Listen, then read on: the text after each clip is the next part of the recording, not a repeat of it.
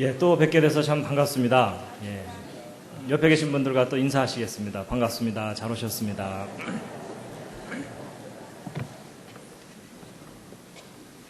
예, 오늘 오신 여러분들을 환영합니다. 시편 24편 1절 말씀인데 함께 한번 읽으시겠습니다. 시작. 땅과 거기에 충만한 것도 다 여호와의 것이로다. 네, 제가 오늘도 꽃을 준비했습니다.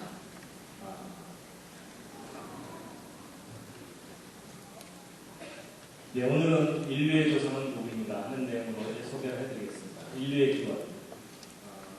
물론 오늘 여기 오신 분들은 다 창조를 믿으실 겁니다. 그런데 문제는 학교에서 진화론을 가르치고 인류가 원숭이부터 진화되었다 이렇게 가르치고 있습니다.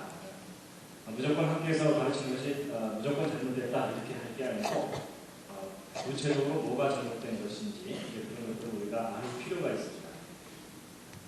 인류의 기원 창조인과 진화인가 하는 겁니다. 네, 이 앞에 있는 사진들을 보면서 옆에 있는 분을 쳐다보는 건 실례입니다. 예, 인류의 조상이 원숭이라면 우리는 이 원숭이를 존경해야 됩니다. 그렇죠? 그런데 인류의 조상이 아담이라면 그리고 더 궁극적으로 창조주 하나님이 인류의 조상이라면 이 원숭이와 사람은 분명히 구별된 존재입니다. 그런데 학교에서는 진화론을 가르치고 성경에서는 인간은 창조됐다라고 가르치고 있습니다. 이제 어느 쪽을 믿느냐보다도 사실 더 중요한 것은 어느 것이 사실이냐가 중요합니다. 그렇죠? 우리가 믿더라도 사실과 진리를 믿어야 됩니다. 로마서 1장 25절 말씀인데요. 함께 읽어주겠습니다. 시작. 이는 저희가 하나님의 지식을 거짓 것으로 바꾸어 피조물을 주님보다 더 경배하고 섬깁니다. 주는 곧 영원히 창조할 이시로다. 하나님의 진리는 창조인데 지금 세상에서는 거짓인 진화론을 가르치고 있는 상황입니다. 교과서를 보면 진화론을 배웁니다. 그래서 원숭이가 점점 현대인으로 이렇게 진화를 했고 또 앞으로 이제 어떻게 진화될지 모른다 이렇게 이제 가르치게 된 거죠. 그래서 원숭이가 결국 인간으로 진화되온 거다라고 가르치는데요. 그래서 이제 학교에서 가르치는 인류 진화 기회를 보면 유인원, 그러니까 원숭이 종류로부터 이제 진화를 시작해서 오스트랄로피테쿠스, 그 다음에 호모 하비리스, 이건 이제 도구를 사용하는 존재다. 그 다음에 이제 직립원인, 그 다음에 이제 호모 사피엔스가 그 다음에 나타나서 현대인에 이르기까지 대략 한 500만 년 정도 걸쳐서 원숭이가 인간으로 현대인으로 진화된 거다. 이렇게 이제 학교에서 가르칩니다. 그래서 이제 그런 것들에 대한 증거들이 세계 곳곳에서 발견됐다라고 이제 가르칩니다. 함께 읽으시겠습니다. 그런데 이제 성경에 창조론에 의하면 대체 하나님이 천지를 창조하셨고 모든 동물과 그리고 인간도 하나님께서 직접 만드신 것이다 라고 이제 되어 있습니다. 그래서 인간은 원숭이와는 구별되게 하나님께서 따로 만드셨고 하나님의 형상을 담게 만드셨다고 되어 있습니다. 그래서 하나님 주신 재능을 가지고 하나님의 재능을 우리가 누리기도 하고 또 그것을 통해서 하나님께 영광을 돌리는 그런 삶을 살아야 된다라고 성경은 가르치고 있죠. 인류의 기원이 과연 어느 쪽이냐 하는 겁니다.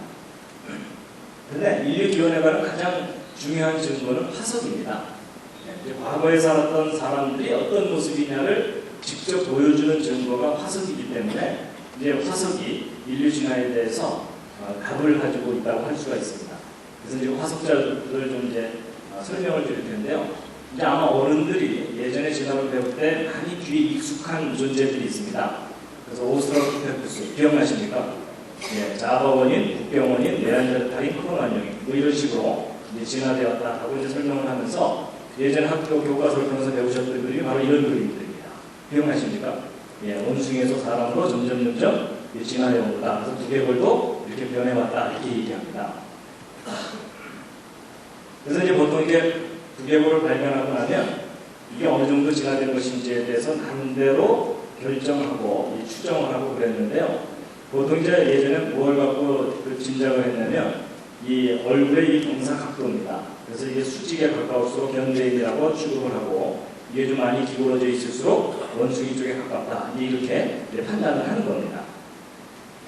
자, 그럼 우리 이제 실험 정신을 발휘하여 옆에 계신 분 옆모습을 한번 살짝 좀 보시죠. 가능한 한 자세를 바로 잡아주시기 바랍니다. 턱을 당기거나 이러지 마시기 바랍니다. 근데 여러분 옆에 있는 분이 얼마나 지나 되신 것 같습니까? 근데 이제 보세요. 학교에서 이런 식으로 가르치면 정말 이런 것이 진화의 기준인 것처럼 사람들이 믿게 되거든요. 근데 여러분 사실은 그렇지가 않습니다. 여러분 이렇게 기울어진 것이 진화의 정도라고 한다면 어떤 문제가 생기냐면요. 이분 살아서 발견됐기 때문에 암정이지, 죽은 후에 머리뼈만 발견됐다면 박물관으로 가야 됩니다. 그렇죠? 근데 이분은 수만 년 전 사람이 아니고 현대인입니다. 우리하고 같은 시대에 같이 호흡하고 살고 있는 현대인입니다. 그리고 이분도 만만치 않습니다. 여기를 보면 뭐 수직인 것 같은데 여기를 보면 상당히 기울어져 있죠? 여러분 이게 무슨 말이냐면 현대인의 두개골의 모양이 아주 다양합니다. 그래서 많이 기울어진 사람부터 이제 수직인 사람까지 다 있습니다. 만약에 현대인들은 다 수직이고 그 과거 사람들은 많이 기울어져 있는 것이 그 경향이라면은 이 기울어진 걸 갖고 진화의 정도를 얘기할 수가 있는데 현대인들이 워낙 다양하게 있기 때문에 기울어진 정도를 갖고 진화의 정도를 얘기하는 건 어리석은 일이다라는 겁니다. 그래서 이런 것에 속지 마시기 바랍니다. 심지어 이런 머리도 있습니다. 처음 보시죠? 희한한 머리뼈죠? 근데 실제 저게 과거에 살았던 사람의 두개골입니다. 근데 이게 어디서 발견된 거냐면 남미의 이 페루라는 지역에서 발견된 건데 옛날 그 잉카 사람들이 살았던 그 지역의 유골입니다. 근데 잉카 사람들이 머리뼈가 다 저렇게 생겼던 게 아니고요. 저도 저게 왜 저렇게 생겼었는지 몰랐었는데 이제 몇 년 전에 그 브라질 갔을 때 거기 선교사님이 그 칠레 쪽에서 오신 선교사님이 저거 가르쳐 주시더라고요. 왜 저런 건지. 그 잉카인들 중에 어떤 특수 계층이 자기들의 신분을 아예 구별하기 위해서 아이가 태어나면 머리에다가 이렇게 테두리 같은 걸로 이렇게 꽉 이렇게 맨 겁니다. 그러면 이제 아이가 머리가 자라야 되는데 옆으로는 못 자라니까 위로 솟아 올라가는 겁니다. 그래서 저렇게 아이스크림 콘 같은 콘 헤드가 되는 겁니다. 근데 여러분 저런 것들이 우리에게 무엇을 시사해 주냐면 사람의 두개골이 환경에 의해서도 얼마든지 변형될 수 있다는 겁니다. 유전적인 요인도 있지만 자라는 성장 과정 중에도 얼마든지 변형될 수 있습니다. 그래서 이제 예전 어른들은 부모들이 키울 때 그냥 뉘어서 키우면서 자장자장 이러는 바람에 다 뒤가 거의 절벽입니다. 그렇죠? 근데 요즘은 아이들 머리 동글동글 예쁘게 키운다고 엎어서 키우느라고 머리가 동글동글 예뻐지죠? 이제 그런 겁니다. 그래서 환경에 의해서도 두개골의 모양이 어느 정도 변형이 될 수 있다는 것을 우리가 생각해야 된다는 겁니다. 그래서 두개골의 모양을 갖고 진화의 정도를 이야기하는 것이 그렇게까지 바람직한 것은 아니다라는 것을 이제 말씀드리고요. 그런데 이제 문제는 이제 이런 식으로 이제 두개골을 정렬해 놓는 이유가 뭐냐면 이제 오스트랄로피테쿠스부터 현대인에 이르기까지 진화가 됐다는 것을 이제 설명하려고 하는 것인데요. 여러분 이 오스트랄로피테쿠스라는 말뜻 자체가 뭐냐면 오스트랄로라는 말이 남쪽이란 뜻이고 피테쿠스라는 말이 원숭이라는 뜻입니다.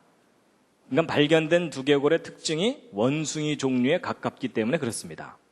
그러니까 사실 오스트랄로피테쿠스는 원숭이 그룹이라고 해도 크게 틀리지 않습니다. 그 다음에 이제 네안데르탈인 크로마뇽인이 있죠?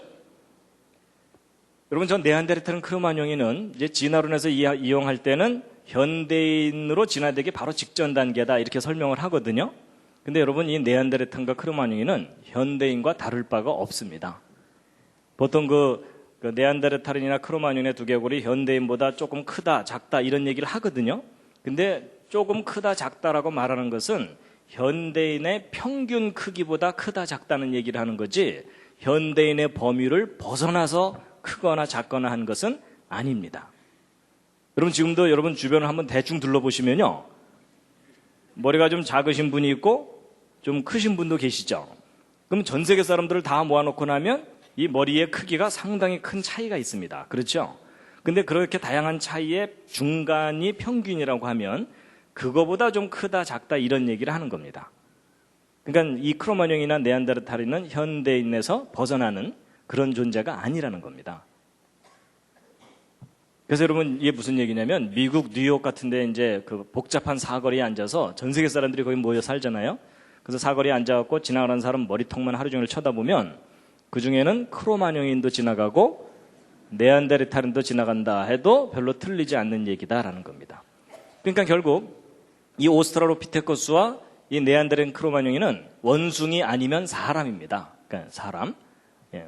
근데 이제 문제는 이 두 그룹을 연결시켜주는 중간쯤 되는 존재가 진화론에서 중요한 증거겠죠. 근데 그것의 대표적인 예가 바로 자바 원인, 북경 원인입니다. 근데 보통 이제 학생들이 학교에서 배울 때 이런 상상도를 자꾸 보게 되거든요. 그러면 학생들은 비판력이 없기 때문에 저런 화석을 실제로 발견한 것처럼 믿게 됩니다. 근데 여러분 사실은 그렇지가 않습니다. 자, 이제 보세요. 이 자바 원인에 대해서 이제 자세하게 말씀을 드리면요.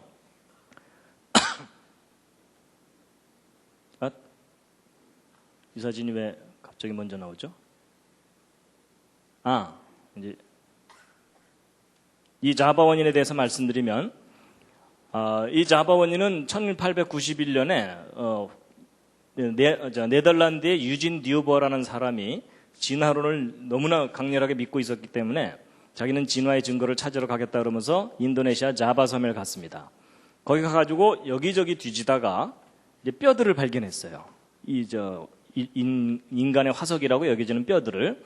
그래서 이제 그걸 발견한 걸 가지고 이제 자바 원인이 여기 살았었다라고 발표를 했고, 그 발견된 뼈를 근거로 해서 이런 상상도를 만든 겁니다. 이 그림을 보면서 또 옆에 있는 분을 쳐다보는 것도 실례입니다. 그래서 이제 학생들은 교과서를 통해서 저런 그림을 자꾸 보게 되면 정말 과학자들이 저런 뼈를 대부분 발견한 것처럼 믿습니다. 근데 여러분 그 유명한 자바 원인에 대해서 실제 발견된 자료는 이 많은 사람의 200개가 넘는 뼈 중에 도대체 몇 퍼센트나 발견하고 나서 자바 원인에 대해서 발표한 걸까요? 혹시 아십니까? 여러분 그 유명한 자바 원인에 대해서 실제 발견된 화석 재료는 이게 전부입니다. 좀 어이가 없으시죠? 근데 이건 사실이에요.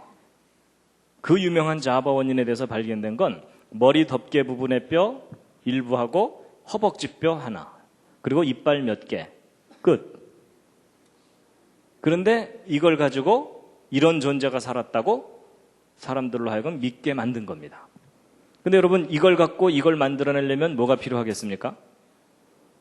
믿음이 필요합니다. 저도 예전에 이 사실을 몰랐을 때는 과학자들이 상당히 근거 있는 자료들을 충분히 발견하고 나서 발표하는 줄 알았어요. 근데 아닙니다. 자바 원인에서 발견된 이게 전부인데 더 자세하게 이제 알고 나면은 더 화가 나실 겁니다. 여러분 이 머리덮개뼈 발견한 바로 옆에서 허벅지뼈를 발견한 게 아니고요. 이 머리덮개뼈 발견한 지점으로부터 15m 좀 떨어진 지점에서 허벅지뼈를 발견했습니다. 그러니까 머리덮개뼈 저쪽 끝에서 발견했으면 허벅지뼈는 이쪽 끝에서 발견한 겁니다. 그리고 이빨 몇 개 발견한 거기 때문에 나머지 다른 뼈들은 없어요. 그렇다는 얘기는 저 뼈들이 그 자리에 그대로 있던 뼈들이 아니라 어디서부턴가 휩쓸려 와서 널려 있는 뼈 중에 일부라는 뜻입니다. 이해가 되시죠? 그럼 사실 이 두 개가 같은 개체의 것이라고 단정할 수도 없어요. 그렇죠? 그런데 이 두 개가 같은 개체의 것이라고 단정을 하고 이런 상상도를 만들어내게 된 겁니다. 그런데 이제 더 놀라운 사실은 이거 자체도 이제 불분명한데 더 놀라운 사실은 이 자바 원인의 뼈 조각 두세 개를 발견한 같은 퇴적층지대, 물론 장소는 달라요. 근데 퇴적층으로는 같은 지역이에요. 같은 퇴적층지대에서 현대 자바인의 두개골 완벽한 걸 발견했어요. 거의 완벽한 현대 자바인의 두개골을. 그럼 여러분 이 완벽한 현대 자바인의 두개골하고 이 부서진 뼈들하고 어느 쪽이 결정적인 증거이냐면 이 왼쪽이 결정적인 증거예요. 그렇죠? 사실 이 현대 자바인의 두개골이 발견된 이상 이 뼈들은 별 의미가 없는 뼈들이에요. 그렇죠? 근데 일반 사람들이 이 뼈 발견한 것에 대해서는 잘 모르고 이 부서진 뼈 두 개로 근거해서 만든 그 자바 원인만을 사람들이 믿고 있다는 겁니다. 이걸 우리가 다 알아야 됩니다. 이런 구체적인 사실을 모르기 때문에 그냥 가르치는 대로 진화에 대한 확실한 증거가 있는 것처럼 사람들이 알게 되는 겁니다.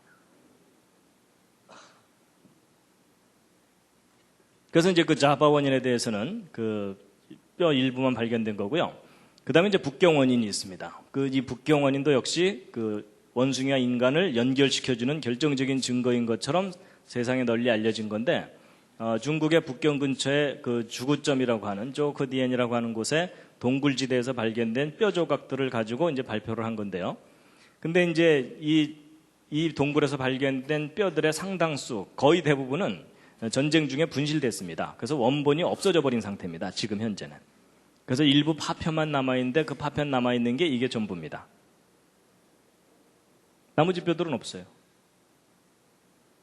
그렇게까지 확실하고 믿을 만한 증거를 갖고 이 북경 원인에 대해서 이야기하고 있는 게 아니라는 겁니다. 그러니까 원숭이 종류와 사람을 연결시켜주는 결정적인 증거라고 했었던 것들이 사실은 이렇게 부실한 자료들이다라는 것을 여러분이 이제 확인을 하셔야 된다는 겁니다. 그래서 인류 고고학자들의 문제가 뭐냐면요, 인간에 대한 이 완벽한 이 많은 뼈들 중에 대개는 파편들을 발견하고 나서 그걸 해석하는 것들이라는 겁니다. 원숭이에서 사람으로 정말 이렇게 스무스하게 쫙 변해가는 그 완벽한 시리즈의 화석을 발견하는 게 아니라는 겁니다. 그래서요, 요즘 이제 아프리카 쪽에서 인류의 기원에 대한 화석들을 발견한다고 이제 자꾸 신문에도 나오고 이러는데, 근데 여기서 발견되는 화석 자료들이 그렇게까지 분명한 자료들은 아닙니다. 그래서 이제 1984년에 어떤 전시회가 있었냐면, 여러분 그 인류 기원을 밝힐 만한 단서가 되는 화석 자료들이 그렇게 풍부하게 발견되지는 않습니다. 아주 드물게 발견됩니다. 그러니까 아주 드물게 발견되다 보니까 그런 것들이 발견되면 거의 국보 수준의 취급을 받습니다. 그래서 일반 학자들이 쉽게 그 자료를 직접 손으로 만지면서 연구할 수가 없습니다. 그래갖고 이걸 연구하는 사람들이 이제 한 가지 생각해낸 거가, 그러면 우리 지금까지 전 세계에서 발견된 이 화석 자료들을 한 군데다 한번 모아놓고 전시회를 한번 열어보자. 아마 이제 앞으로도 없을 거고 지금까지도 없었던 단 한 번의 기회일 거다. 그래가지고 1984년에 뉴욕에서 전시회를 열어갖고 전 세계적으로 발견된 인류 기원을 밝힐 만한 화석 자료들을 한 군데 모아놓은 자료들을 지금 전부 제가 보여드린 겁니다. 지금 이 세 개의 사진이 바로 그때 모아놓은 화석들의 전부입니다. 근데 여러분 보신 소감이 일단 어떻습니까? 화석 자료가 충분히 발견된 것처럼 보이시나요? 그렇지 않죠? 상당히 파손된 부서진 자료들이 대부분이죠. 그렇죠? 그 형태를 정확하게 알 수 없는 자료들이. 근데 저게 이제 중요한 점입니다. 여러분, 인류 고고학을 연구하는 사람들에게는요, 가능한 한 이 화석들이 파손돼 있을수록 쓸모가 있습니다. 왜냐하면 파손되지 않은 상태의 완벽한 뼈들은 원숭이 아니면 사람입니다. 그러니까 완벽한 뼈 중에 원숭이와 인간의 중간쯤 되는 뼈는 하나도 발견되는 게 없어요. 그러니까 부서진 뼈를 발견했을 때 거기에다가 뭔가를 의미를 부여할 수 있다, 그 얘기입니다. 상황이 그렇습니다. 그래서 저도 더 이상 보여드리고 싶어도 보여드릴 게 없습니다. 인류 기원에 관한 한 이 자료들이 거의 전부라고 해도 과언이 아닙니다. 그래서 같은 화석 자료를 보고도 학자들마다 의견이 다릅니다. 어떤 학자는 이걸 원숭이라고 보고 어떤 학자는 사람이라고 보고 의견이 다르거든요. 근데 의견이 다른 것은 그 뼈가 원숭이와 인간의 중간쯤 되는 상황이라서 그런 게 아니고 그 화석 자료가 불분명하기 때문에 그렇다는 겁니다. 그래서 이제 역사적으로 또 살펴보면은 1859년에 다윈의 종의기원이라는 책이 출간된 이후로 너도 나도 앞다투어서 뭔가 인류 기원에 관한 자료들을 막 발표를 했거든요. 근데 이렇게 발표된 자료들, 제가 이제 시간이 없기 때문에 일일이 설명드리면 저거 설명될 시간이 많이 가는데, 결론이 뭐냐면 그렇게 발표된 자료들이 인류 기원에 관한 직접적인 증거들이 전혀 아니었다는 것들입니다. 그래서 나중에 다 조작된 거거나 허구이거나 불충분한 자료이거나 이렇게 판명이 돼갖고 인류 기원에 대해서 쓸모가 있는 자료가 아니라는 것이 이제 드러난 겁니다. 그리고 이제 나머지 네안데르탈이나 크로마뇽인은 사실 현대인과 구별할 수 없는 존재들이고요. 그래서 이제 보통 이제 대학에서도 배울 때 인류 진화를 분류하면서 호모 그룹, 파란트로푸스, 오스트랄로피테쿠스 이렇게 이제 막 세분화해서 그걸 또 더 세분화해가지고 이렇게 거기에 관련된 화석 자료들이 발견된 것처럼 이제 배우거든요. 근데 여러분 그 가방 크다고 공부 잘하는 거 아닌 거 아시죠? 그런 것처럼 화석 자료를 많이 발견됐다고 해서 입증되는 건 아닙니다. 결정적인 증거가 필요한데 이제 아까도 언뜻 보셨지만 좀 자세하게 다시 한번 보여드리면요. 이제 호모사피엔스부터 시작해서요. 이제 현대인과 유사하다고 생각되는 크로마뇽인, 그 다음에 이제 이 와드잭 두개골이 바로 아까 자바 섬에서 발견된 현대 자바인의 두개골입니다. 근데 이런 크로마뇽이나 이런 와드잭 두개골 같은 것들은 현대인과 다를 바가 없기 때문에 진화론에 있어서는 별 의미가 없습니다. 그래서 이제 크로마뇽인은요, 그 벽화도 이렇게 남겨놓을 정도로 여러분의 평균 솜씨보다는 높죠? 예. 그래서 현대인과 다를 바 없는 존재이고요. 그 다음에 이제 네안데르탈인도 마찬가지입니다. 현대인하고 약간 구별이 된다고는 하지만 결국은 인간 그룹입니다. 그래서 네안데르탈인에 대한 이제 상상도를 이렇게 만드는데 여러분 옆집 아저씨 한 달 동안 수염 안 깎으면 이렇게 됩니다. 가능한 한 원시적으로 보이려고 만들어 놓은 그림에 현혹되지 마시기 바랍니다. 그 밖에 이제 하이델베르근이라든지 이제 자바 원인, 이건 재구상한 거기 때문에 의미가 없고요. 이제 이런 것들을 보면은 그렇게 충분한 자료들을 가지고 결론을 낸 것들이 아니라는 겁니다. 그래서 이제 이 부분은 그냥 쭉쭉 보시면 되는데요. 지금까지 발견된 자료들을 하나하나 이제 다 좀 자세하게 보여드리는 겁니다. 여기까지입니다. 끝. 그래서 여러분, 인류 진화를 일반 학자들이 그렇게 확신하고 있는데도 그것을 뒷받침해 줄 만한 증거가 그렇게 뚜렷한 게 없다는 겁니다. 그래서 이제 하다못해 막 이런 것만 발견돼도 이제는 흥분을 합니다. 그래서 막 이렇게 설명을 막 해야 되는데 결국은 발견된 게 이게 전부입니다. 그래서 이제 화석 자료는 이제 지금 보신 것, 확인하신 것처럼 그다지 믿을 만한 확실한 증거가 발견된 게 없다는 것을 이제 확인시켜 드린 거고요. 그래서 이제 원숭이와 사람은 그것을 연결시켜주는 것들이 이제 상당히 부실한 자료들이 얼기설기 연결시켜주고 있을 뿐이다라는 것을 이제 확인시켜드린 겁니다. 그래서 뭐 이렇게 많이 발견했다고 하지만 그다지 이제 믿을만하지 않다는 거고요. 이제 지금까지 발견된 자료들을 이제 정리를 한 표를 보여드릴 텐데요. 이게 이제 결정적인 진화론이 틀렸다는 결정적인 증거 자료인데요. 뭐냐면 여러분 진화론에서는 이제 오스트랄로피테신에서 직립원인 고대인을 거쳐서 현대인으로 진화됐다고 합니다. 그리고 이제 여기 있는 연도들은 이제 지층에서의 그 순서라고 보시면 되는데 이 밑으로 내려갈수록 더 깊은 곳에서 발견된 거고 진화론에서 막 500만 년 이렇게 연대를 매겨놓은 겁니다. 그러니까 이제 시간 이렇게 흐름에 따라서 이제 오스트랄로피테신으로부터 현대인까지 진화되었다고 얘기를 하거든요. 그런데 이제 지금까지 발견된 화석 자료들을 다 이렇게 분류를 해놓은 겁니다. 어디에 해당되는가.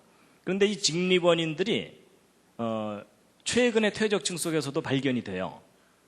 근데 그거는 설명은 가능해요. 뭐냐면 이 직립원인들 중에 어떤 것들은 현대인으로 진화를 했지만 어떤 종류들은 진화하지 않고 현재까지 살아남았다. 이렇게 설명하면 되니까. 그렇죠? 그런데 여러분 이 왼쪽 아래 영역에 해당되는 화석은 발견되면 안 돼요. 무슨 말이냐면 현대인의 두개골이 수백만 년 전 퇴적층 속에서는 발견되면 안 되죠. 그렇죠. 근데 지금까지 발견된 화석 자료들을 분류를 해보았더니 이 왼쪽 아랫부분에 해당되는 화석 자료들이 꽤 많이 발견되는 거예요. 그러니까 수백만 년 전 퇴적층 속에서 현대인의 유골이나 또는 유물들이 발견되는 예가 있다는 겁니다. 그렇다는 얘기는 이런 순서로 진화해왔다는 것이 거짓이라는 것을 나타내는 아주 결정적인 증거입니다. 근데 이제 더 심각한 문제가 있어요. 뭐냐면요.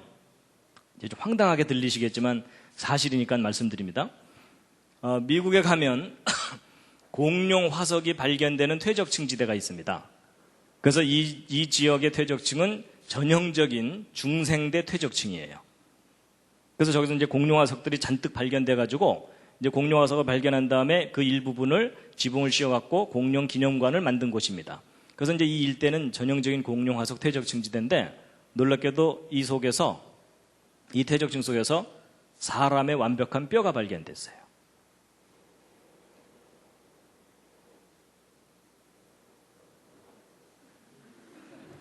제가 지금 표정을 살피는 겁니다. 사람의 완벽한 뼈가 발견됐어요. 그래서 그 나코다 샌드스톤이라고 하는 전형적인 중생대 퇴적층 속에서 최소한 10명의 사람 화석이 발견된 거예요. 공룡이 살았다고 하는 중생대 퇴적층에서. 그럼 여러분 이게 뭘 의미하는 거겠습니까? 그럼 인간이 중생대부터 살았다 이렇게 우겨야 되나요? 근데 그건 말도 안 돼요. 수천만 년 전에 인간이 살았다는 얘기는 진화론에서도 안 하거든요. 그렇죠? 그럼 어떻게 이런 화석이 발견될 수 있냐는 겁니다. 여러분 이 중생대라는 시대는 지금부터 2억 3천만 년 전쯤 시작돼갖고 6,500만 년 전에 중생대가 끝나면서 공룡들도 이때 다 멸종했다라고 하는 그런 시대예요. 근데 이 시대 퇴적층 속에서 사람의 화석이 발견된 거예요. 발견됐다니까요.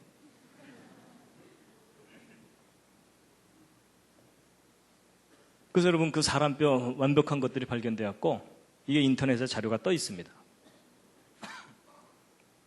그럼 무슨 얘기냐면 이 진화론에서 얘기하는 고생대, 중생대, 신생대라는 이런 시대가 실제로 있는 게 아니란 얘기입니다.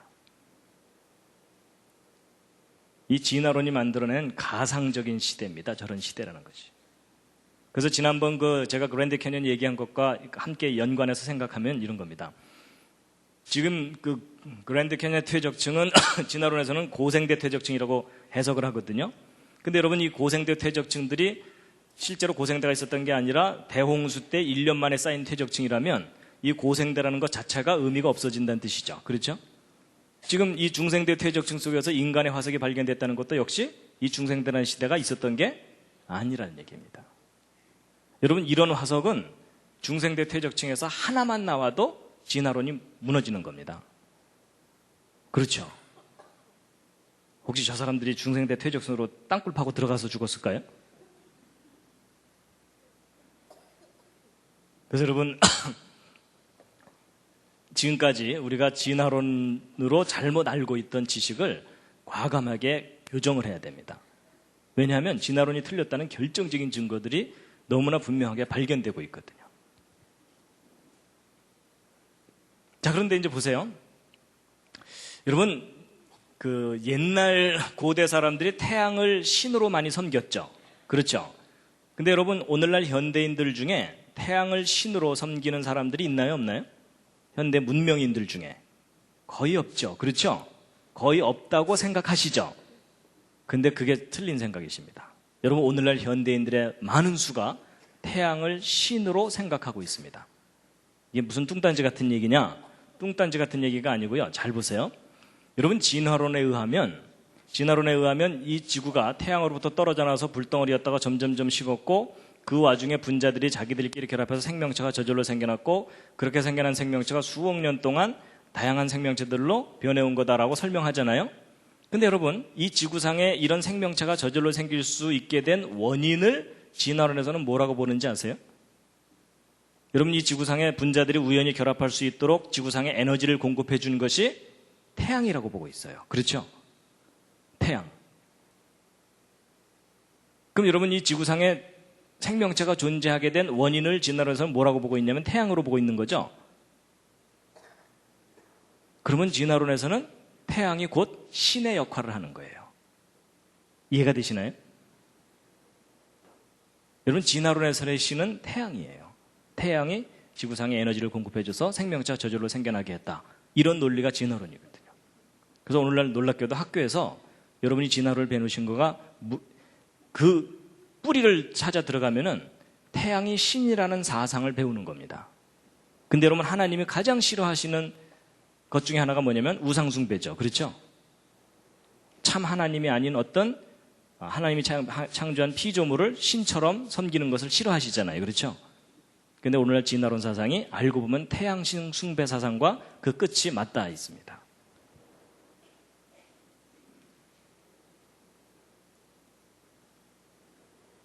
근데 이것을 학교에서 공공연하게 가르치고 있는데 어찌 보면 교회가 그것에 대해서 한마디 말을 못하고 있는 겁니다. 로마서 1장 25절 다시 한번 읽으시겠습니다. 시작. 이는 저희가 하나님의 진리를 거짓 것으로 바꾸어 피조물을 조물주보다 더 경배하고 섬김이라. 주는 곧 영원히 찬송할 이시로다. 아멘. 예, 그래서 지금 첫 번째 그 이야기에서는 제가 그 인류 진화에 대한 확실한 증거가 없다라는 것을 확인시켜 드렸고요. 이제 그 다음 주제가 있는데 오늘은 네 가지 주제를 이렇게 말씀을 드릴 겁니다. 연결해서. 그 다음 주제는 뭐냐면요. 여러분 창세기 4장 22절에 우리가 좀 진지하게 생각해 봐야 될 구절이 있습니다. 함께 한번 읽으시겠습니다. 시작. 실라는 두발가인을 낳았으니 그는 동철로 각양 날카로운 기계를 만드는 자요. 두발가인의 누이는 나아마이었더라. 여러분 동과 철로 날카로운 기계를 만들었다 그랬죠? 누가? 두발가인이요. 그렇죠? 그럼 여러분 두발가인 때부터 청동과 철을 사용했다 그 얘기잖아요. 근데 여러분 저 두발가인이 어느 시대 사람인지 아십니까? 갑자기 당황이 되시죠? 예. 자, 여러분 제가 무슨 말씀을 드리려는 거냐면 보통 학교에서 배울 때 국사를 배우든 세계사를 배우든 맨 앞부분에 나오는 내용이 뭡니까?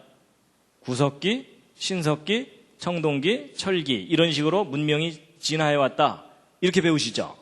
근데 그 부분을 좀 다시 한번 생각해 보시자는 겁니다. 여러분 보통 구석기 유적을 발견했다, 신석기 유적을 발견했다 그러면서 거기서 나오는 돌로 된 여러 가지 유물들의 연대를 막 매기고 그러죠. 신석기는 몇천 년, 구석기는 막 1만 년, 2만 년 이렇게 연대를 매깁니다. 그래서 보통 우리는 구석기, 신석기, 청동기, 철기로 역사가 변천해 온 것처럼 다 교육을 받게 되는데 과연 그러한가 하는 겁니다. 성경에서는 뭐라고 말을 하고 있냐면 두발가인이 동과 철로 기계를 만들었다고 돼 있죠. 근데 여러분 이 두발가인이 어느 시대 사람이냐면 아담 시대 사람입니다. 여러분 여기 계보를 한번 보세요. 성경에 기록되어 있는. 여러분 아담이 930년을 살았는데 여기가 930년 살았던 건 지난번 노항수 때 말씀을 드렸었죠. 어떻게 저렇게 오래 살 수 있었는지. 930년을 살았는데 얼마나 오래 살은 거냐면요. 도대체 몇 대 후손을 보고 죽었냐면요. 1대, 2대, 3대, 4대, 5대, 6대, 7대, 8대 후손 라멕 태어난 다음에 죽었어요. 그러니까 아담은 애 지나갈 때마다 너 몇 대 후손이냐? 이래 물어봐야 돼요. 그만큼 아담이 오래 사는 거예요. 그래가지고 아담이 이렇게 오래 살았는데 아담이 처음에 가인과 아벨을 낳았는데 가인이 아벨 죽이고 가인 쫓겨나잖아요. 그래서 가인이 쫓겨나서 그 후손을 쭉 퍼뜨립니다. 근데 이 두발가인이 아담으로부터 보면은 몇 대 후손이냐면 1대, 2대, 3대, 4대, 5대, 6대, 7대 후손이에요. 그럼 여러분 요 세 후손의 계열로 볼 때 대략 누구에 해당되냐면 아담으로부터 1대, 2대, 3대, 4대, 5대, 6대, 7대 후손이니까 무드셀라죠. 그러니까 무드셀라와 거의 비슷한 시기에 살았다고 보면 되는데 이 무드셀라도 역시 아담 살았던 시대에 태어났어요. 그렇죠? 그럼 두발가인도 비슷하다고 보면 결국 아담 시대예요. 근데 아담 시대에 이미 동과 철로 기계를 만들었다고 돼 있어요. 그러니까 성경대로 한다면 구석기 시대, 신석기 시대가 따로 있었던 거예요? 없었던 거예요? 없었던 거예요. 인간은 처음부터 동과 철을 사용했던 거예요. 그러니까 여러분 무슨 얘기냐면 성경을 믿으려면 철저하게 성경대로 생각해야 됩니다. 보통 많은 사람들이 성경과 진화론이 짬뽕이 돼 있어요. 그렇죠? 근데 이걸 세탁하셔야 됩니다. 그리고 보통 많은 사람들이 또 무슨 생각을 하냐면요. 예를 들어 노아가 방주 지을 때 상당히 원시적인 방법으로 방주를 만드느라고 고생 꽤나 했겠다. 이런 생각 드시죠? 그게 바로 진화론적인 잘못된 생각입니다. 여러분 이 아담부터 노아 때까지 사람들이 900살 이상 살았다는 걸 한번 잘 생각해 보세요. 여러분 오늘날도 100살 가까이 살면서 제정신만 유지하면 상당히 높은 지혜와 지식을 갖게 되죠. 그렇죠? 근데 저 시대에 900살 이상 살았다면은 전공이 한 20개쯤은 되는 거예요. 그렇죠? 그러니까 우리하고는 비교할 수 없이 뛰어난 지혜와 능력을 가진 사람들이었다라고 생각하셔야 됩니다. 그리고 여러분 아담이 얼마나 머리가 좋은 사람인지 성경에 나옵니다. 아세요? 여러분 하나님께서 아담 만드신 다음에 아담에게 숙제를 주셨죠? 무슨 숙제? 동물들 이름 짓는 거예요. 여러분 동물들 이름 짓는 게 쉬울까요? 어려울까요? 어렵습니다. 여러분 사자 앞에 앉혀놓고 귀염둥이 이럴 수 없잖아요. 그렇죠. 여러분, 어떤 존재의 이름을 지으려면 그 존재를 정확하게 파악해서 그 인상을 뉘앙스까지 말로 표현해 줘야 돼요. 그렇죠? 그러면 뛰어난 직관과 분석 능력, 그리고 확실한 언어 구사 능력이 있어야만 이름 짓는 일이 가능해요. 그렇죠? 그래서 여러분, 인간의 능력 중에 가장 뛰어난 능력 중에 하나가 어떤 존재의 이름을 짓는 일입니다. 근데 하나님이 바로 그걸 숙제로 주신 거예요. 근데 아담이 동물들 이름을 다 지어줬다는 얘기겠죠? 그렇죠? 근데 이름 짓는 것도 뛰어난 능력이 필요하지만 그 이름 다 외워야 되는 거 아세요? 그렇죠? 아담이 동물들 이름 짓다가 원숭이, 닭, 말, 양, 개, 돼지 뭐 이러다가 야, 너 아까 이름이 뭐였지? 뭐 이러면은 그날내로 안 끝나요. 안 끝나는 정도가 아니라 에덴 동산에서는 일대 혼란이 벌어집니다. 왜냐하면 이제 며칠 후에 사자가 씩씩거리면서 와갖고 아담이 그저께는 나보고 개라 그러더니 어제는 닭나귀래. 그럼 난 내 이름이 뭐야? 뭐 이러면서 얼마나 화를 내겠어요. 근데 여러분, 그 아담이 그 모든 동물 이름을 다 지어주고 그걸 어떻게 했을 것 같아요? 그대로 다 기억했겠죠? 부러우시죠? 그렇죠? 여러분, 그랬던 아담이에요. 근데 여러분, 그랬던 아담에 비하면 지금 현재 여러분과 저는 지금 어떤 상태입니까? 처참한 상태입니다. 들으면 나가고 들으면 나가고. 그나마 여러분 학창 시절을 회개하셔야 되는 거가 선생님 열심히 가르칠 때 대부분의 시간이 절전 모드. 최소한의 에너지로 최대의 시간을 버틴다. 뭐 그러니까 학교 졸업하고 나서도 정리도 안 되고 뭐 기억나는 것도 없고 다 까먹으셨죠? 그러니까 여러분, 과거 사람들이 우리보다 지혜가 떨어졌고 원시적이었을 거다라는 생각은 진화론적인 생각입니다. 성경은 오히려 반대로 얘기해 주고 있어요. 우리의 조상이 정말 하나님을 닮았던 기가 막힌 존재였는데 망가졌다고 얘기해 주고 있습니다. 근데 여러분 솔직히 어느 쪽으로 인정하세요? 망가졌습니다. 그렇죠? 옆에 있는 분 다시 한번 살짝 보시겠습니다. 망가졌죠? 네. 그러니까 우리는 서로에게 뭐라고 얘기해야 돼요? 잘 돌봐줄게 이러셔야 됩니다. 근데 이제 보세요.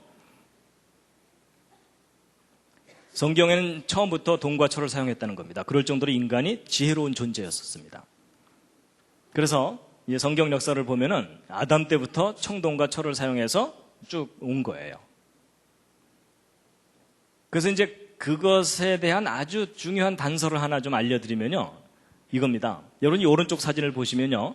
이게 영화의 한 장면이 아니고 실제 상황을 찍은 사진인데 여러분 내셔널 지오그래픽이라는 잡지가 있죠? 거기에 1971년 판에 나온 기사입니다. 필리핀에 섬이 수천 개가 있는데 그중에 아래쪽에 있는 섬이 민다나오 섬이거든요. 민다나오 섬 내륙 밀림지대에 살고 있는 어느 한 가족을 사진으로 찍은 거예요. 근데 지금 여기 손에 들려있는 거 이게 뭡니까? 돌망치예요. 그냥 단순히 돌에다가 덩굴로 자루를 매달아서 돌망치로 사용하고서 벌거벗고 살고 있는 사람을 사진을 찍어서 기사로 올려놓은 거예요. 그럼 여러분 이 돌의 형태로 보아서 이분 신석기, 구석기?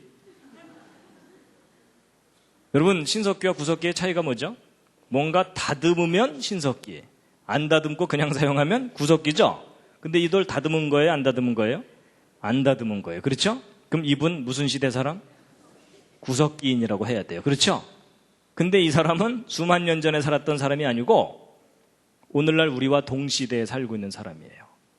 지구 한편에는 지금 이루고 살고 있는데 이분들은 이루고 살고 있는 거예요. 여러분 문명이 이렇게 발달한 이 시대에도 이런 사람들이 지구 곳곳에 있다는 얘기죠.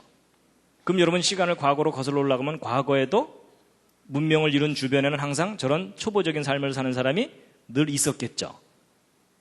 근데 여러분 그런 생각은 별로 안 해보셨죠? 왜 그런 생각 못했을까요? 학교 다닐 때? 진도 나가야 되니까. 그렇죠? 여러분 이 한 장면이 시사하는 바가 커요. 현대에도 이렇게 석기를 사용하고 사는 사람이 공존하고 있다는 얘기는 과거 문명 주변에도 초보적인 삶을 사는 사람이 얼마든지 있었다는 겁니다. 그렇죠? 그래서 지구 곳곳에서는 서로 다른 형태의 삶을 살고 있는데 그러니까 구석기, 신석기, 청동기, 철기로 이렇게 시간의 순서에 따라 변해온 게 아니고 비율만 변한 거라는 겁니다. 그래서 고대에서 현대로 시간이 흐르기까지 원시인에서 문명인으로 진화해 온 게 아니고 원시와 문명은 항상 역사 속에서 공존해 왔는데 비율만 변한 거라는 겁니다. 왜냐하면 지금 현재에도 이런 사람이 살고 있으니까요. 그렇죠? 여러분 역사상 얼마나 많은 전쟁들이 있었어요. 그럼 그 전쟁의 와중에 주변으로 쫓겨난 사람들은 초보적인 삶을 사는 수밖에 없어요. 그렇죠? 그들이 남겨놓은 수많은 유물들이 있겠죠? 근데 그런 유물들을 우리가 발견하면은 문명과 함께 이 역사 시대 속에 함께 있던 유물이라고 취급하지 않고 저걸 다 어떻게 처리했을까요? 진화론적인 역사관을 갖고 다 과거로 던져버렸어요. 그렇죠? 이런 식으로. 그래서 역사와 선사시대를 따로 구별하면서 이 선사시대를 길게 늘려놓은 겁니다. 그러니까 왜곡된 역사관을 우리가 그동안 배워왔던 겁니다. 그럼 지금 현재도 문명을 잃은 그 다른 한쪽에서는 이런 초보적인 삶을 살고 있고 중국도 마찬가지예요. 상하이는 이렇게 발전해 있지만 산간 벽지에는 기초적인 생활 형태를 유지하는 사람들이 얼마든지 많이 있다고요. 그래서 제가 말씀드리는 것은 문명과 원시는 공존해 온 것이지 시간의 순서가 아니다라는 겁니다. 그 시간의 순서로 가르치는 것은 진화론적 역사관입니다.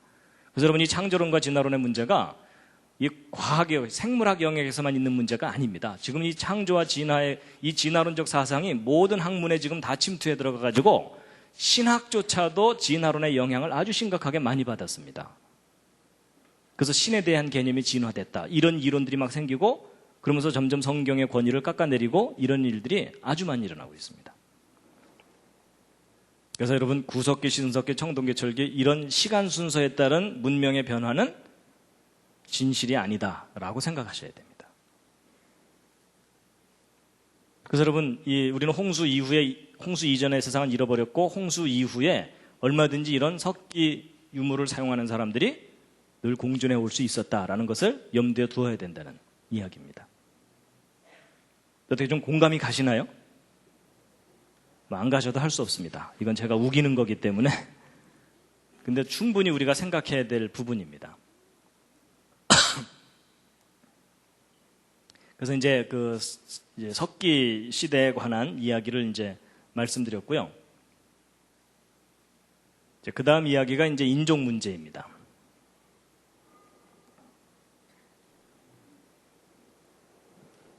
자, 잠시 기지개를 한번 쫙 켜시겠습니다.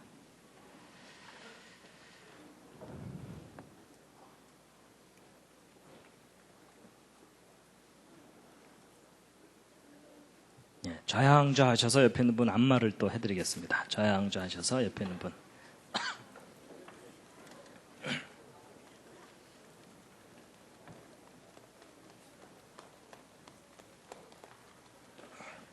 예, 늘 그렇듯이 옆에 앉은 분이 오케이 할 때까지입니다.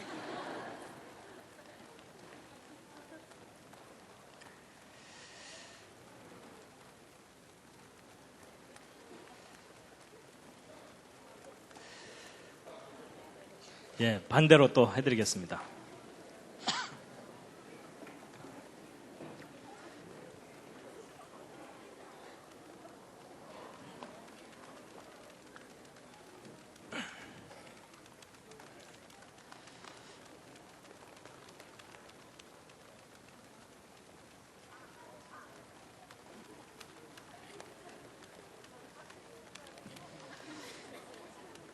예, 됐습니다.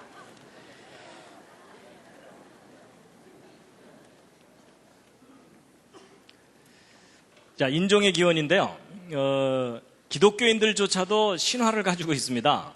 그렇죠? 하나님께서 인간을 만드실 때 흙으로 만드신 다음에 마지막 단계에서 구워야 되는데 너무 많이 구워서 까맣게 탔고 그 다음에는 이제 실패작이라서 다시 한번 구워야 되는데 이번엔 조바심이 나서 너무 일찍 꺼내는 바람에 덜 익어서 허옇고 그다음에 세 번째 단계에 이제 가장 좋은 레시피를 가지고 구운 존재가 이제 황인종이다. 그래서 가장 노릇노릇 잘 익은. 근데 그 얘기는 황인종들이 지어낸 말입니다. 사실 이제 아담으로부터 출발했다면 아담의 후손으로서 어떻게 이렇게 다양한 인종들이 나올 수 있겠느냐 하는 것이 의문입니다. 그렇죠? 예. 그런데 좀 더 구체적으로 생각하면 지금 현재 지구상에 살고 있는 모든 사람들은 노아의 가족 8명의 후손입니다. 그렇죠? 홍수 이전 사람들은 다 죽었으니까. 그러면 이제 결국은 문제가 노아의 가족 8명으로부터 어떻게 흑인종, 백인종, 황인종이 나올 수 있느냐, 이걸 우리가 좀 이해를 해야 됩니다. 그렇죠? 그래서 인종은 되게 크게 나눠서 백인종, 흑인종, 황인종, 그리고 이제 호주 사람들이 좀 특이하거든요. 그래서 이제 크게 이제 4그룹으로 이렇게 분류를 하는데요. 이건 좀 단순 무식하게 분류하는 거고, 좀 더 세밀하게는 뭐 복잡하게 막 분류를 합니다. 근데 어쨌든 우리는 이제 가장 기본적으로 어떻게 흑인종, 백인종, 황인종 이런 것이, 이런 인종이 한 조상으로부터 나올 수 있느냐, 이건 이제 풀어야 되는데요. 분명히 성경에서는 대홍수 이후에 그 8명의 생존자들로부터 땅의 모든 백성이 그 후손으로 이어져 내려간 거다, 이렇게 되어 있습니다. 여러분, 인종은 상당히 다양합니다. 그렇게 단순하게 흑인, 백인, 황인으로 분류되지는 않습니다. 예. 그래서 이제 전 세계적인 인종, 그러니까 특히 이제 피부색의 분포를 보면요, 예, 이 부분이 아주 까맣습니다. 그래서 여러분, 그 흑인도 종류가 다양하죠, 그렇죠? 예. 그래서 이제 그냥 타이거 우즈 같은 경우는 그래도 좀, 예, 이제 혼혈 흑인이기 때문에 그래도 좀 그런데, 아예 그냥 구두약을 칠하는 것처럼 까만 분들도 있습니다. 그렇죠? 예. 일단 그런 분들을 만나면 흠칫 놀라게 됩니다. 그렇죠? 근데 어쨌든 이제 전 세계적인 그 피부색의 분포가 이렇게 되는데요. 보통은 이제 피부색만 갖고 얘기하지만 그 밖에 인종 분류할 때는 얼굴 면적, 코, 머리카락 형태, 이런 머리카락 형태도 얼마나 다양합니까? 돼지털부터 시작해갖고 라면 머리까지 참 다양하거든요. 그런데 이제 우리는 어쨌든 피부색에 관한 거가 제일 일단 궁금하니까 이제 이거 피부색이 어떻게 이렇게 다양하게 나뉠 수가 있겠느냐 하는 걸 이제 살펴볼 텐데요. 여러분, 이렇게까지 차이가 납니다. 그렇죠? 예. 근데 성경에 의하면 이제 아라라산에서 내려온 사람들이 여기 옹기종기 모여 살다가 바벨탑 사건을 일으키고 그로 인해서 이제 본격적으로 흩어지게 되었고 이제 크게 이렇게 인종이 나눠서 살게 된 거다라는 건데요. 이 대홍수 때 이제 8명 살아남았죠? 예. 그랬을 때 이제 어떻게 8명으로부터 다양한 후손이 나올 수 있느냐 하는 건데요. 여러분, 이것은 유전의 법칙을 조금만 이해하면 그렇게 어렵지는 않습니다. 여러분 보시면요, 이제 사람이 태어날 때는 아버지의 정자와 어머니의 난자가 결합이 돼서 이렇게 사람이 태어나게 됩니다. 그래서 이제 우리가 태어날 때는 항상 유전자라는 것을 부모로부터 물려받고 태어나게 되죠. 그래서 여러분, 그 사람의 피부색을 결정하는 색소가 멜라닌 색소죠. 그렇죠? 예. 근데 이제 여러분 아시겠지만은 우성, 열성 이런 거 있죠? 그래서 그 멜라닌 색소를, 여러분 백인들이 멜라닌 색소가 있을까요? 없을까요? 백인들도 있습니다. 여러분, 모든 사람은 피부층 중에 멜라닌 색소층이 있습니다. 멜라닌 그 색소를 품고 있는 세포층이 있거든요. 그런데 이제 그 멜라닌 색소를 많이 만들어낼 수 있는 유전 정보를 우성이라고 하고, 멜라닌 색소를 조금밖에 만들어내지 못하는 걸 열성 정보라고 하자고요. 그래서 이제 남자와 여자가 결혼을 해서 자식을 이제 낳게 되는데, 자 보세요. 여러분, 예를 들어 순수한 흑인 여자와 순수한 백인 남자, 하여튼 순수한 흑인과 순수한 백인이 결혼을 하게 되면 이제 자식을 낳게 될 텐데요. 여러분, 사람의 일반적인 몸에 있는 세포는 체세포라 그래가지고 유전 정보가 이제 이런 식으로 들어있는데, 그 생식세포, 정자와 난자 같은 것들은 요 앞에서 하나, 뒤에서 하나의 조합으로 갖고 있게 됩니다. 근데 뭐 이 경우는 이제 앞에 하나, 뒤에 하나 이렇게 조합을 해봤자 다 똑같으니까 우성만 이렇게 갖고 있는 난자가 만들어지겠죠. 그 다음에 이제 이 남자는 이제 열성 정보만 갖고 있기 때문에 열성 정보만 들어있는 정자를 만들어낼 거예요. 그렇죠? 그래서 이제 여러분, 순수한 흑인과 순수한 백인이 결혼해서 자식을 낳으면 어떤 색깔의 아이가 나올까요? 옆에 있는 분과 한번 상의해 보시기 바랍니다. 순수한 흑인과 순수한 백인이 결혼해서 자식을 낳았다. 무슨 색깔이 나올까요? 혹시 얼룩이가 나올까요? 아니면 점박이? 근데 여러분, 이렇게 해서 결혼을 하면요, 중간색이 나옵니다. 뮬레토 브라운이라고 하는 중간색이 나오는데, 이 뮬레토라는 말이 이제 혼혈이란 뜻이고 브라운은 갈색이란 뜻이거든요. 왜냐하면 완전히 우성도 아니고 완전히 열성도 아니기 때문에 그 중간이 나오는 겁니다.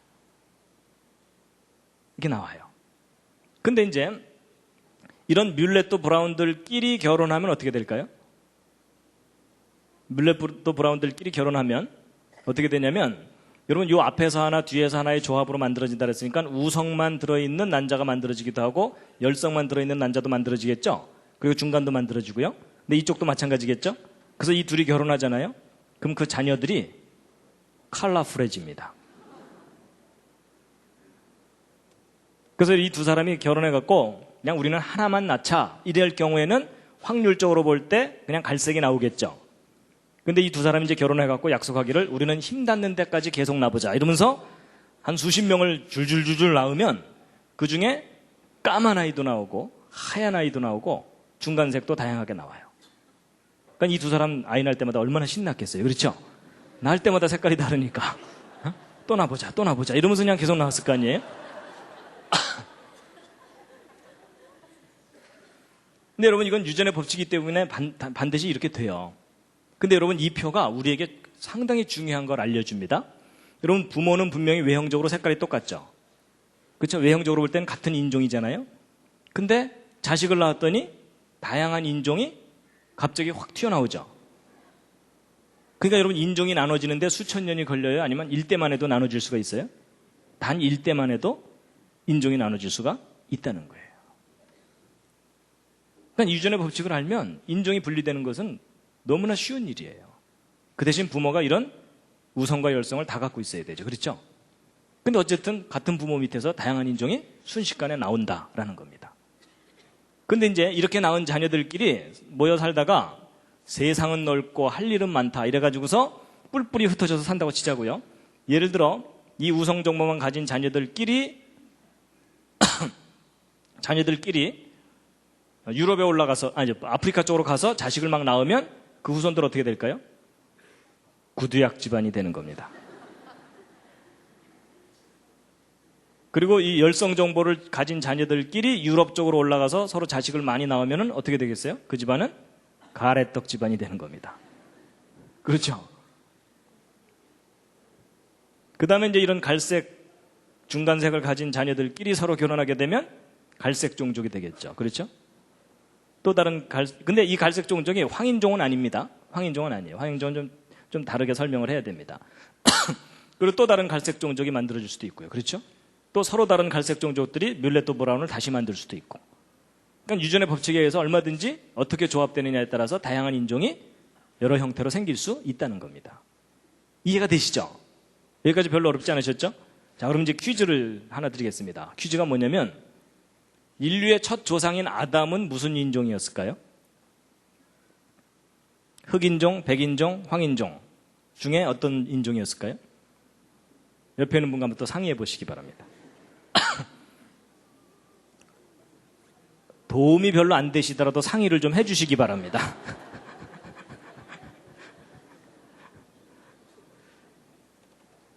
아담은 무슨 인종이었겠습니까? 자, 그래도 한번 확인해 보겠습니다. 1번 흑인종, 2번 백인종, 3번 황인종. 자, 1번 흑인종이었을 거라고 생각하시는 분. 그래도 몇 분 계시네요. 예, 내려주시고요. 자, 2번 백인종이었을 거다, 아담. 조금 더 많으시고요. 예, 황인종이었을 거다. 예, 역시 팔이 안으로 굽죠? 여러분 한번 원리로 따져보면요. 여러분, 예를 들어 아담이 흑인이면 아담 그대로 복제한 게 하와죠? 그럼 그 후손 다 까매야 되죠? 그건 아니고요. 그럼 아담이 백인이었느냐? 그것도 아니에요. 그렇죠? 아담 그대로 복제한 게 하와니까는 그냥 백인 후손들만 나와야 되겠죠? 그럼 아담이 황인종이었을까요? 그것도 아니에요. 왜냐하면 여러분 황인종들끼리 결혼했을 때 흑인도 나오고 백인도 나와요? 안 나오죠? 그러니까 황인종도 아니에요. 그럼 아담은 그럼 도대체 무슨 인종이었겠느냐? 이 원리대로 잘 생각해보면 아담은 뮬레토 브라운과 같은 처음부터 혼혈이에요. 그렇죠? 우성과 열성 정보를 모두 가지고 있는 소위 종합 선물 세트입니다. 그래야 그 후손들이 다양하게 나올 수가 있죠. 그렇죠? 그러니까 여러분 우리는 하도 단일 민족을 부르짖다 보니까 혼혈 그러면 부정적인 생각을 하는데 성경의 원리와 과학의 원리를 따라서 쭉 올라가 보면 오히려 인류의 조상인 아담은 처음부터 혼혈, 잡종이었어요. 그렇죠? 그러니까 그 후손들이 다양하게 나오는 거죠. 그러니까 여러분 이제 이 원리대로 생각하면요. 노아의 가족 8명 중에 한 사람만 뮬레토 브라운과 같은 혼혈이어도 그 후손들은 얼마든지 다양하게 나올 수 있다는 겁니다. 이해가 되시죠? 예. 굳이 뭐 셈은 노랗고 함은 까맣고 야벳은 하얘야 된다. 그런 고정관념을 가져야 될 필요도 없습니다. 그래서 원리를 알고 나면 사실 별로 어렵지 않은 문제입니다. 얼마든지 짧은 시간 내에 인종이 퍼질 수가 있다는 얘기입니다. 더군다나 여러분 노아의 홍수 끝나고 나서 사람들이 옹기종기 모여 사는 것이 여기 바벨탑 사건을 일으킨 요 지역이거든요. 지금 현재 그 이라크 땅 지역. 근데 여기서 옹기종기 살다가 바벨탑 사건을 일으키면서 전 세계적으로 흩어졌잖아요. 근데 여러분 보세요. 여기서 모여 살던 사람 중에 이런 우성 정보를 가진 사람 한 쌍만 아프리카 쪽으로 가도 그 후손들은 다 까매져요. 그렇죠? 굳이 뭐 수만 명이 함께 몰려가야 될 필요가 없어요. 한 쌍만 가도 돼요. 그 다음에 이쪽에서 이 열성 정보를 가진 사람 한 쌍만 위로 올라가도 여긴 다 하얘지겠죠? 근데 특히 이 지역이 유럽과 아프리카와 아시아의 중간지대예요. 그렇죠? 그러니까 여기서 한번 헤어지고 나면 한동안 서로 만날 기회가 없는 거 아시죠? 그렇죠? 예. 그래서 여기서 이렇게 인종이 흩어지게 된 거다라고 보고 있는데 이제 이렇게 얘기하면 어떤 분들은 가끔 그런 질문을 해요. 그럼 왜 하필이면 흑인들이 밑으로 내려가고 백인들이 위로 갔나요? 뭐 이러시거든요. 그걸 제가 어떻게 합니까? 그렇게 간 걸. 그분은 거꾸로 갔어도 또 이상하다 그러실 거예요. 그렇죠? 예, 그건 뭐 확률과 통계의 문제이기 때문에 얼마든지 뭐 흑인이 위로 갈 수도 있고 그건 그럴 수가 있어요. 그렇죠? 예. 그래서 기본 원리를 알고 나면 그렇게 어려운 문제가 아닙니다. 근데 이제 제가 지금 이제 쭉 설명할 때 황인종 얘기는 별로 안 했죠. 근데 여러분 이 표 중에는 황인종이 없습니다. 여러분 그 실제 좀 구체적으로 알아보면요.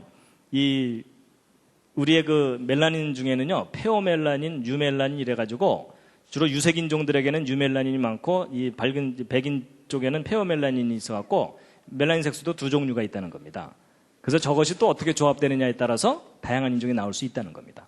그러니까 우리는 지금 멜라닌 색소라는 하나의 것만 가지고서 이렇게 하니까는 2차원적인 도표가 나오지만 여기다 유멜라닌이라든지 이런 걸 하나 더 끼우면은 3차원이 되겠죠. 그러면 이제 황인종은 저 반대쪽 어딘가에 한 영역에 황인종들이 있는 겁니다. 저 도표 중에. 그러니까 황인종들끼리 아무리 결혼해도 흑인이 안 나오는 이유는 황인종들은 요 앞에 있지 않기 때문입니다. 네, 조금 더 이제 구체적으로 설명드린 거고요. 어쨌든 제가 이제 이해를 쉽게 하기 위해서 아주 간단하게 예를 들어서 설명드린 건데 같은 조상에서 인종들이 나누는 것 이제는 좀 이해가 되시죠? 그렇죠? 예, 많이 꺼서 까맣고 이런 거 아닙니다. 그래서 사람들이 이걸 잘 모르는 바람에 이제 많이 오해를 하고 그런 겁니다. 그래서 얼마든지 짧은 시간 내에 인종들이 다양하게 나눌 수 있다라는 겁니다. 그래서 여러분 노아 방주에 나중에 이제 이거 계산도 해드리겠지만요. 노아 방주에 개를 실을 때도 이 다양한 종류마다 한 쌍씩 실은 게 아닙니다. 노아가 방주에 개 실을 때 진돗개, 세파트, 불독, 치아와, 삽살개, 똥개 뭐 이러면서 온 동네 개들을 다 실은 게 아니고 노아 방주에는 개 중에는 한 쌍만 실으면 됩니다. 근데 그 한 쌍의 개가 이런 후손을 퍼뜨릴 수 있는 유전 정보를 다 가지고 있어야 되겠죠. 그렇죠? 근데 여러분 저 노아 방주의 동물들을 이제 모은 것은 노아가 직접 잡으러 다닌 게 아닙니다. 성경을 보면 하나님이 노아에게 나오게 하셨다고 돼 있어요. 그렇죠? 여러분 노아가 동물들 잡으러 다닌다면 문제가 심각해져요. 그렇죠? 사자 잡아다 놓고 말 잡으러 간 사이에 사자 도망가고 이러면은 노아가 평생 잡으러 돌아다니는 거 안 돼요. 그렇죠? 근데 성경을 보면 하나님이 노아에게 나오게 하셨다고 돼 있어요. 여러분 저 방주에 실을 때 대충 실으면 안 돼요. 유전자 검사 다 해야 돼요. 맞죠? 근데 노아가 언제 그 유전자 검사 다 해요. 그러니까 하나님께서 다 골라서 모이게 한 것. 그것은 우리가 성경대로 믿는 수밖에 없어요. 그래서 이제 그 인종 문제 이제 말씀을 드렸습니다. 그다음에 이제 마지막으로 이제 하나 계산을 하나 해드리고 이제 오늘 이야기는 마칠 텐데요.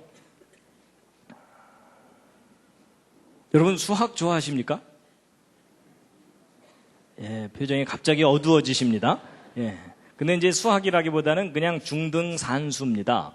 예, 그냥 산수만 조금 하시면 이제 되는 건데요.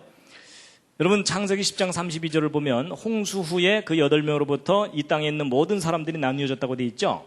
그래서 제가 이제 뭘 하나 검증을 해드리려고 하냐면 인구입니다. 인구. 여러분 이 빨간색이 뭘 의미하는 거겠습니까? 저게 인구 밀도입니다. 바글바글합니다. 여기 지금 엄청나게 몰려 살고 있어요. 그래서 여러분 지금 현재 세계 인구는 60억을 넘은 지 꽤 됐죠. 지금 70억 가까이 돼가고 있고요. 그리고 문제는 현재 세계 인구 증가 속도가 40년도 안 돼서 2배로 늘어납니다. 그래서 여러분 이게 무슨 얘기냐면 지금 20살쯤 된 청년이 여기 있잖아요. 그럼 그 청년이 60살쯤 되면은 이 지구상의 인구가 100억이 넘는다는 뜻입니다. 그리고 그 사람이 길을 쓰고 살아서 100살까지 살았다. 그럼 이 지구상 인구가 200억이 넘는 겁니다. 여러분 좀 끔찍하죠? 여러분 그때는요, 여러분 가는 곳마다 여러분 옆에 3사람씩 더 있다고 생각해 보세요. 지금 인구가 폭발적으로 늘어나고 있습니다. 자, 그래서 이제 인구가 이렇게 늘어나고 있는데, 여러분 인구가 이렇게 늘어나고 있다면 그걸 거꾸로 이렇게 거슬러 올라가 보면은 인류가 언제쯤부터 출발했는지를 대략 추정해 볼 수 있겠죠. 바로 이제 그 계산을 좀 해드리려는 겁니다. 인류의 기원 연대가 대략 인구 증가 추세로 볼 때 언제쯤인 것이 타당한가 하는 겁니다. 그래서 여러분 인구는 보통 이렇게 기하급수적으로 증가를 합니다. 그래서 여러분 이 표는요, 인구가 증가하는 속도를 나타내는 그 그림이거든요. 어두울수록 인구 증가 속도가 빠른 곳입니다.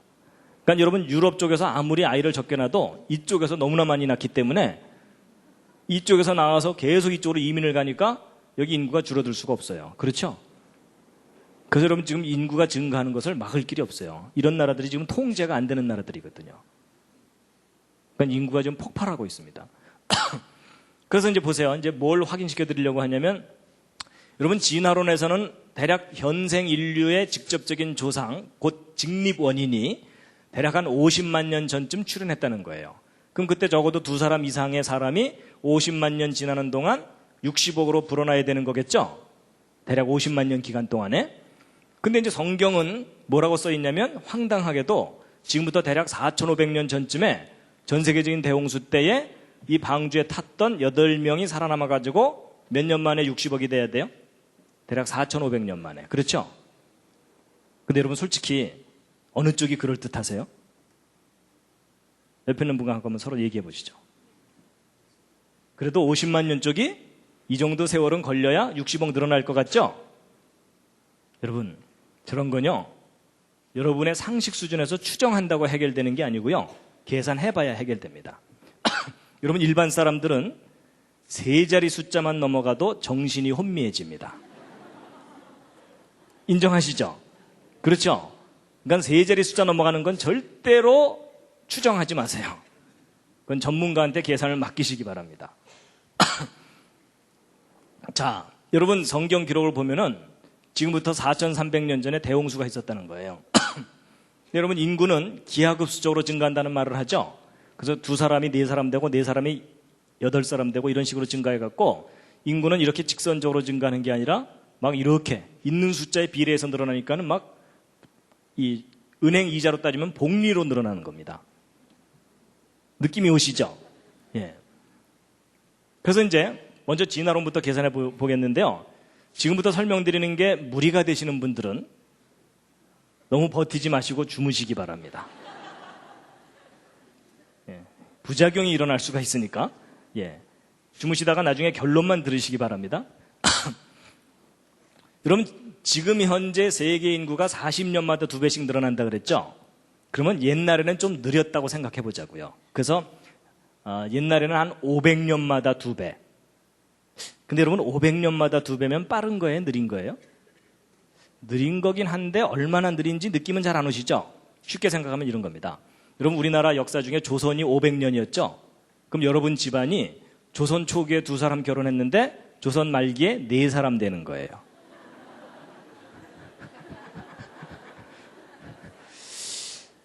그 집안 문제가 심각한 집안이죠?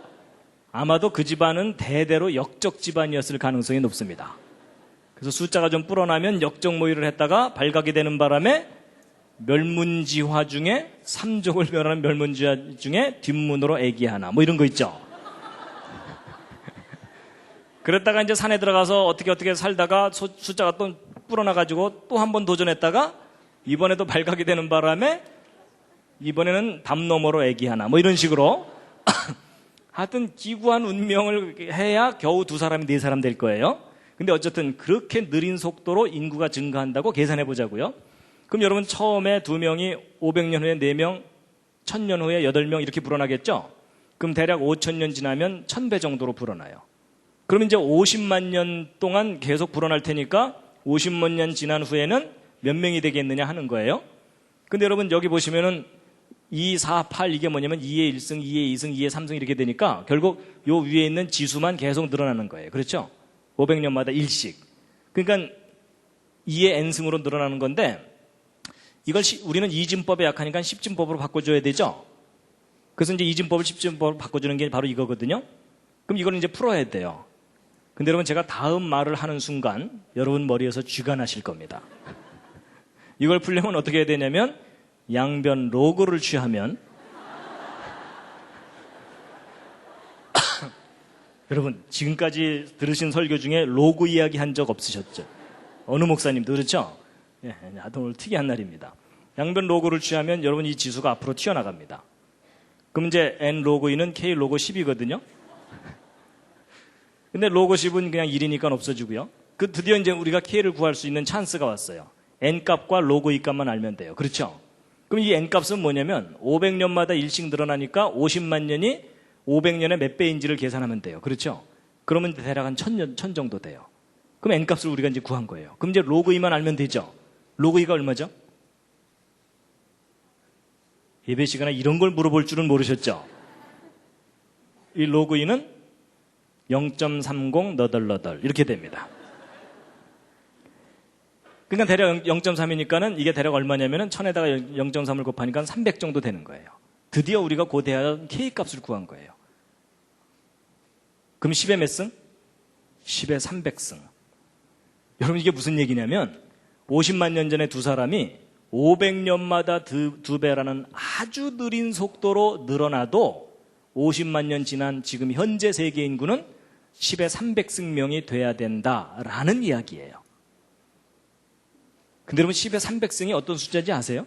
일자 하나 쳐놓고 동그라미 300개 친 숫자예요. 그걸 10의 300승이라고 해요. 여러분 지금 현재 세계 인구를 넉넉히 잡고 100억이라고 봐도 그게 10의 10승이에요. 일자 하나 쳐놓고 동그라미 10개 친 거. 근데 여러분 500년마다 2배씩만 불어나도 10의 300승명으로 불어난다니까요. 여러분 이런 계산 안 해보셨죠?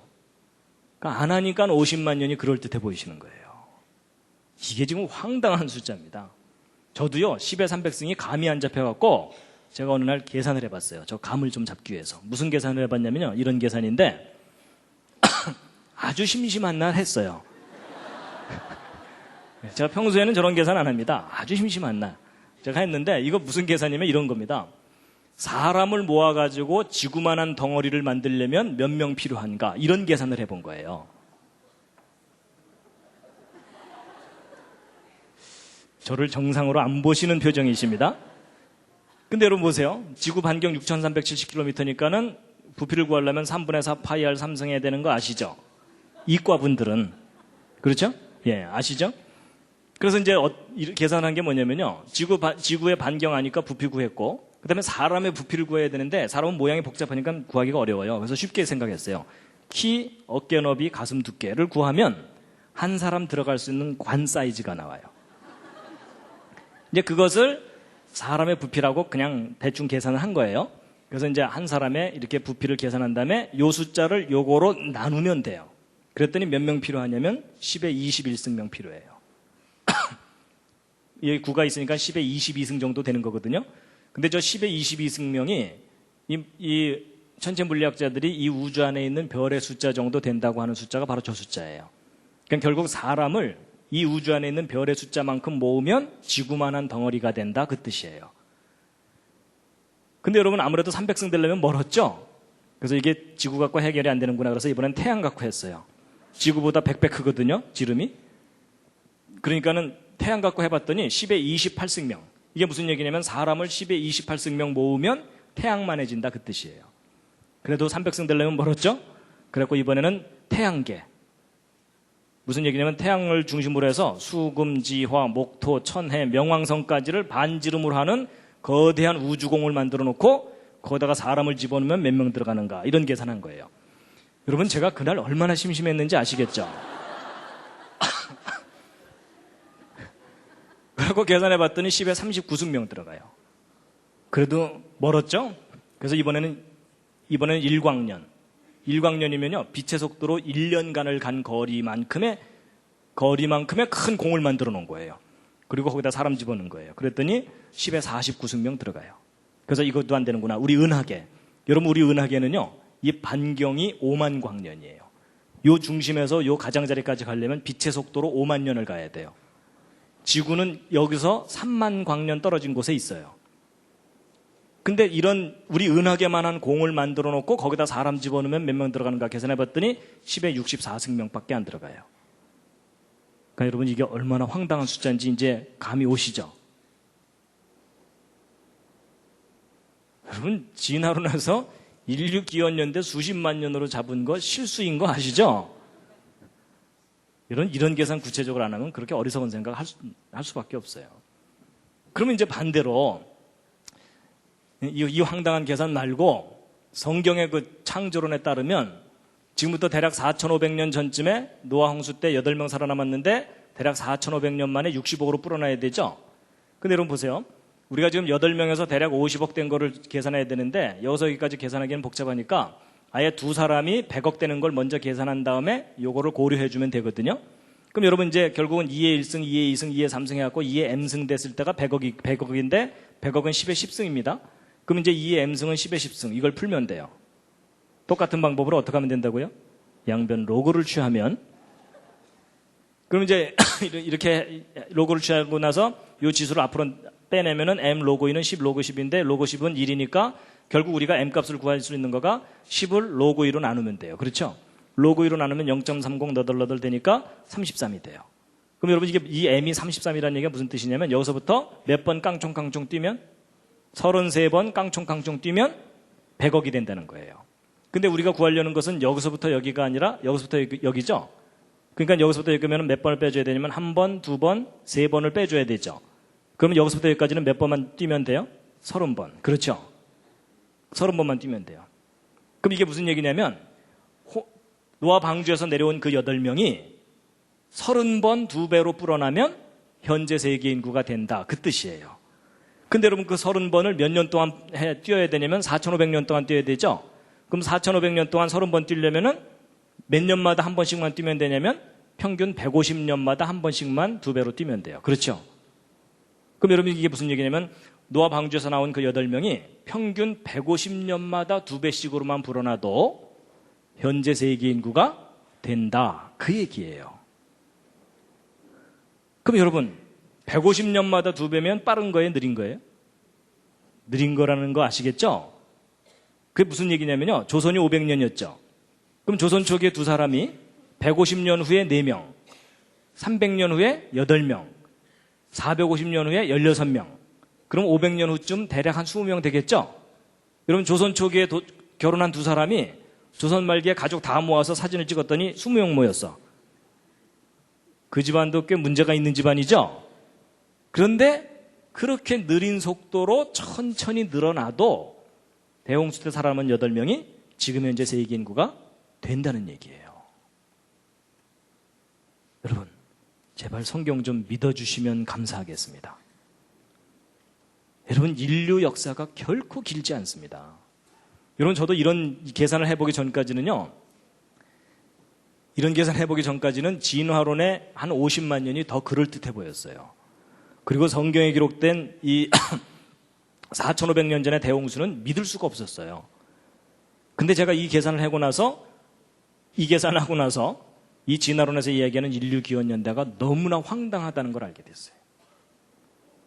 예전에는 성경 믿으려면 대단한 믿음이 필요하고 진화는 상식인 줄 알았어요. 근데 확인해보고 났더니 진화야말로 특수한 믿음이 필요해요. 근데 성경에 기록된 4,500년 전 대홍수 사건은 여러분 믿음이 필요한 게 아니라 상식이면 돼요. 그렇죠? 그래서 여러분 제발 세자리 숫자 넘어가는 것은 구체적으로 직접 계산을 하셔야 됩니다. 절대로 자기 상식을 믿지 마시기 바랍니다. 그래서 이제 대홍수 때 살아남은 사람들이 현재까지 세계 인구가 충분히 된다는 얘기입니다. 오히려 저는 왜 150년마다 2배씩 그렇게 느리게 늘어났나? 여러분 얼마나 인간이 전쟁과 질병과 이런 걸로 고난의 세월을 지냈는지를 오히려 얘기해 주는 거예요. 그렇죠? 그래서 여러분 성경 역사가 맞습니다. 우리 인류 역사 결코 길지 않습니다. 그래서 여러분 50만 년 다시 한번 좀 확인해 드리면요 이런 겁니다. 여러분 이 파란색으로 된 요 긴 기간을 50만 년이라고 보면 그 중에 10분의 1에 해당되는 거가 5만 년이죠. 요것에 또다시 10분의 1에 해당되는 요 주황색으로 된 요 부분이 5천 년이죠. 그렇죠? 그럼 이 5천 년을 좀 늘려서 이렇게 해놓고 여러분 이 5천 년 아까 8명이 50억 되는데 4,500년 걸렸으면 2명이 100억 되는 데는 5천 년쯤 걸리겠죠? 그럼 결국 무슨 얘기냐면 처음 두 사람을 5천 년만 가만히 내버려두면 100억으로 늘어난다는 얘기예요. 그 후손이.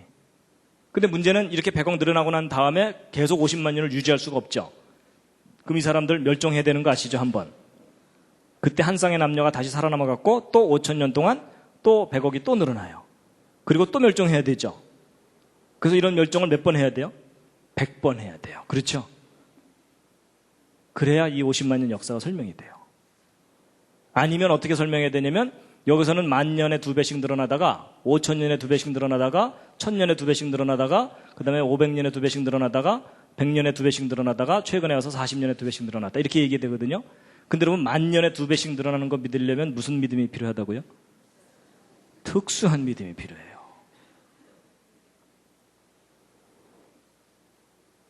여러분 이렇게 구체적으로 생각하지 않으면 진화론에 속으시는 거예요.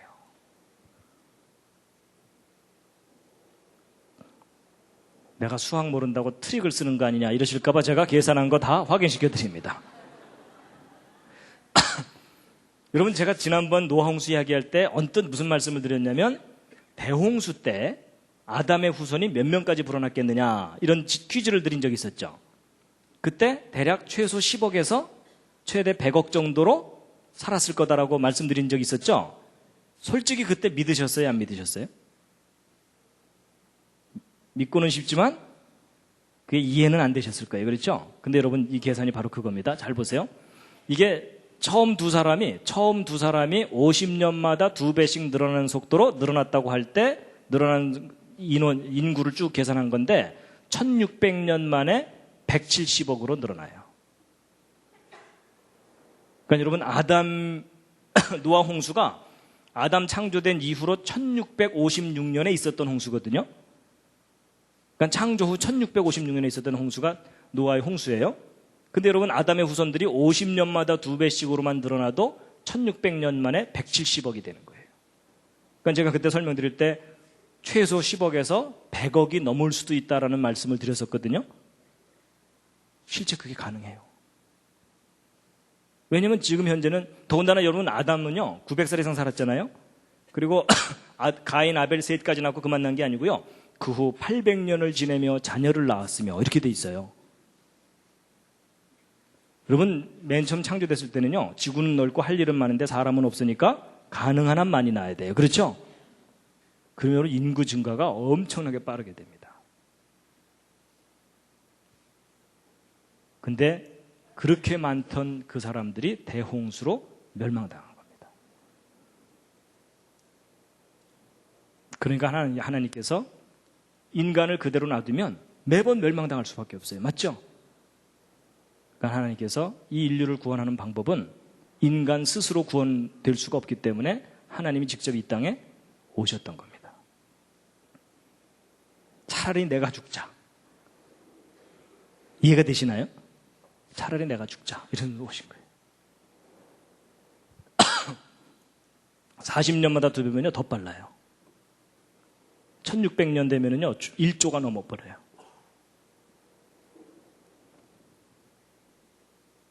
다시 한번 읽으시겠습니다. 시작. 홍수 후에 이들에게서 땅의 열국 백성이 나뉘었더라. 자, 오늘은 이제 인류의 기원에 대해서 이런저런 이야기를 해드렸는데 마지막 꽃다발입니다.